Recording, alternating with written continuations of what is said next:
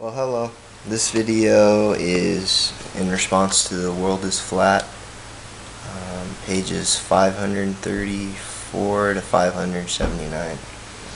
And again, in this section we're talking about the flattening of the world and its response, or really it's the way that globalization is affecting kind of geopolitics, the way that the world deals with one another, and the way they operate within the world economy, within the world political stage, things like that. First, it talks about technology, and really that there's a duality in technology, that these things can be used for good or for bad. There's a notion that cameras on cell phones can be used for good things and bad things, and really what this is called technological determinism. And they were saying that the author of the book really he's a technological determinist, in that he looks at technology and he says whether it's a good thing or a bad thing upon society. And really, we really need to wait to see what happens, because it's too early to tell whether technology is good or bad. We also see that because technology has been furthered out in the world, globalization really leads to prosperity. How globalization can touch third world countries, improve their infrastructure, improve their way of life into something that they can sustain themselves, and they can operate their own high standards of living, and so on and so forth.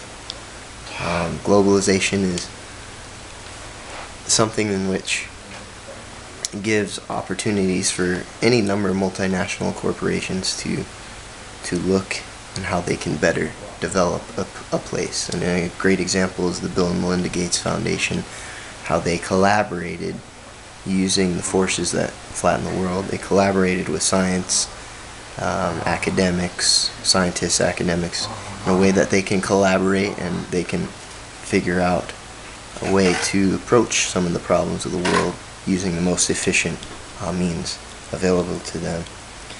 But there's a couple of things that we learned about in which maybe aren't the good conditions for globalization to take root in a country. Some countries are too sick in that they really don't have the quality of life to boom, or for globalization to take root. That the people are sick. It might be AIDS or hepatitis or something like that, but they're just too sick. And even globalization can be halted or stopped if something in our society, if there's ever a pandemic or something like that, it would be disastrous. There's also countries, some that are too frustrated. We take the Middle East as a good example, that they're frustrated in that they have their Arab and Israel conflict. They're frustrated in that they have authoritarian governments that really don't give them the opportunity to have free thought and progressive thinking.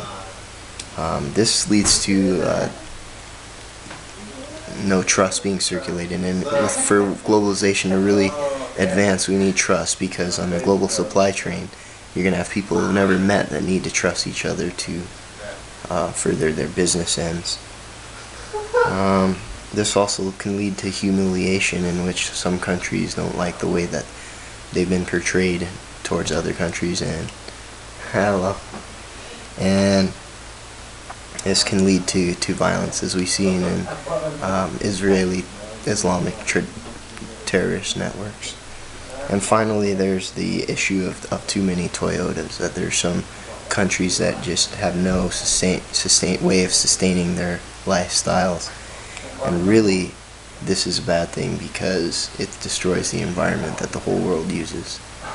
And there have been issues such as carbon taxing and things that have been brought up to kind of level this out, but it's something in which we need to look inside ourselves and change the way our living habits are if we're to overcome this. And these are the effects of the flatteners in the geopolitical arena.